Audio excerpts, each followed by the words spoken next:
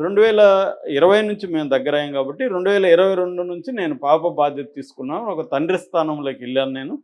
పాపని ఉప్పల్లో కేంద్రీయ విద్యానిలయం చదివించాను, ఫీజు కట్టాను.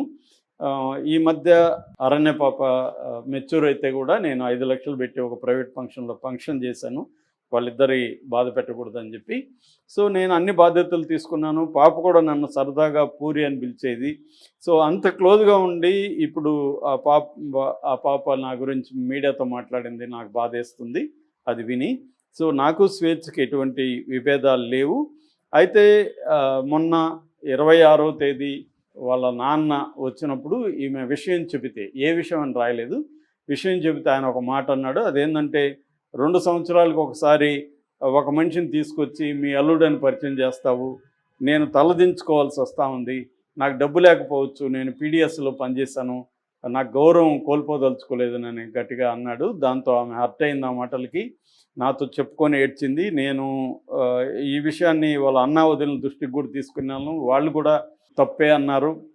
నేను ఆ అమ్మాయికి నేను ఎప్పుడు బాధపడలేదు, బాధ పెట్టలేదు. నేను ఆ అమ్మాయి చావు కోరుకోలేదు. నేను బాగానే చూసుకున్న వాళ్ళిద్దరిని, ఆనందాన్ని ఇచ్చాను. సో ఈ ఆరోపణలన్నీ తప్పు.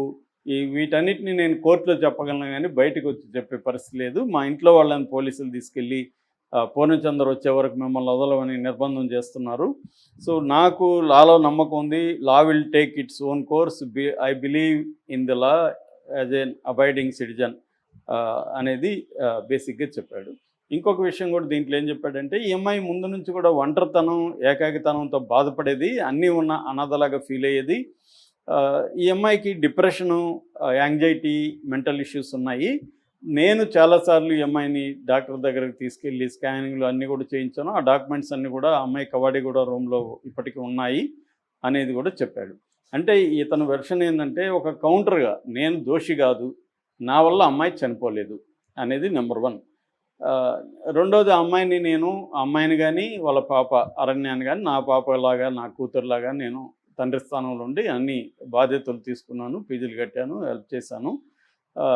సో నా వైపు నుంచి నేను ఉన్నాను. రెండోది, ఈ స్వేచ్ఛ కూడా నన్ను ఒక భర్తలాగా భావించేది, పెళ్లి చేసుకోమనేది.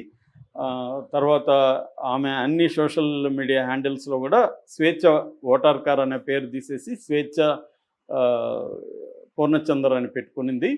సో నేను కూడా భర్త స్థానంలోనే ఉన్నాను.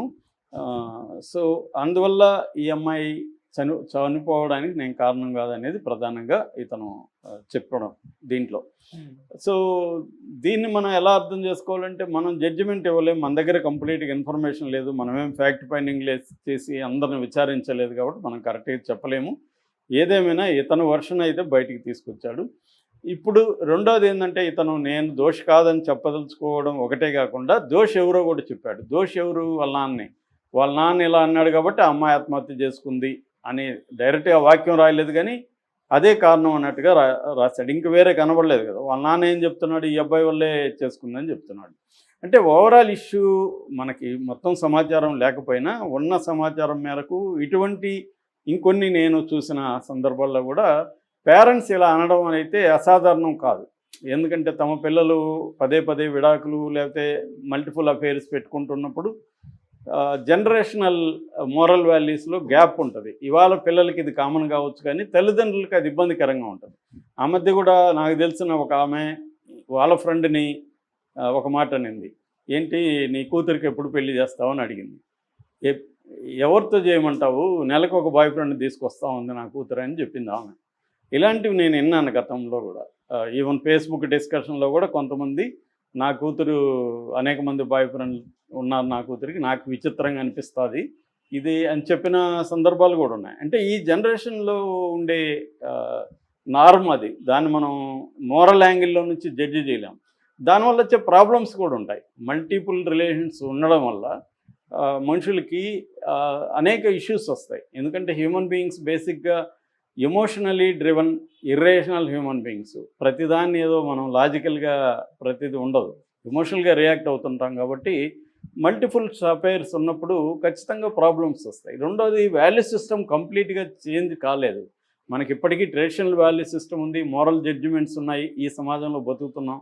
ఈ నేపథ్యంలో ఈ అమ్మాయి పరిస్థితి చూస్తే కూడా ఈ అమ్మాయి చిన్నప్పటి నుంచి అంటే టైం లేదు మనకి దీని మీద ఎక్కువ చెప్పాలంటే చాలాసేపు పడుతుంది. కానీ దీంట్లో బేసిక్గా 3 పాయింట్ ఆఫ్ వ్యూస్ ఉన్నాయి. ఒకటి తల్లిదండ్రుల పాయింట్ ఆఫ్ వ్యూ. తల్లిదండ్రులు ఏంటి, వాళ్ళ సమాజం కోసం, తాము నమ్మిన సిద్ధాంతాల కోసం, ప్రజల కోసం అన్నీ వదిలిపెట్టి కన్నబిడ్డను కూడా ఎక్కడికో ఇచ్చేసి అన్న వాళ్ళకి వాళ్ళు ఉద్యమంలోకి వెళ్ళిపోయారు. వాళ్ళ పాయింట్ ఆఫ్ వ్యూ అది. వాళ్ళు నమ్మింది అది వాళ్ళు చేశారు. చాలామంది ఉద్యమకారులు అలాగే చేశారు. తల్లిదండ్రులను వదిలేశారు, పిల్లల్ని వదిలేశారు. నేను కూడా అలాగే పోయా, 5 ఏళ్ళు ఉన్నాను. మా తల్లిదండ్రులు కూడా నా వల్ల నష్టపోయారు. సో దానివల్ల ఏమవుతుందంటే ఇప్పటికీ మా మదర్ ఫోన్ చేసినప్పుడు నువ్వు అప్పుడు అట్లా వెళ్ళిపోయినావు అని స్టార్ట్ చేస్తుంది. సో ఇప్పుడు దాన్ని మనం ఇంకా చాలు ఇక్కడ ఆపు అని చెప్తాను నేను. సో అది తల్లిదండ్రులు అంటుంటారు ఏదో ఒక సందర్భంలో. పిల్లలకి కూడా ఇప్పుడు ఈ పాప, నాకు పిల్లలు లేరు, నేను వదిలేసి వెళ్ళలేదు, కానీ పాప ఉంటే బాగుంటే నన్ను నిందించేవాళ్ళు. ఎందుకంటే అట్టేటప్పుడు నన్ను ఎందుకు కనుక్కున్నావు, నీకు ప్రజల ముఖం అయితే పోయిండేది, నన్ను ఎందుకు కనుక్కున్నావు అన్న బాధ ఈ అమ్మాయిలో ఉండే అవకాశం ఉంది. ఆ గ్యాప్ అలాగే ఉంటుంది.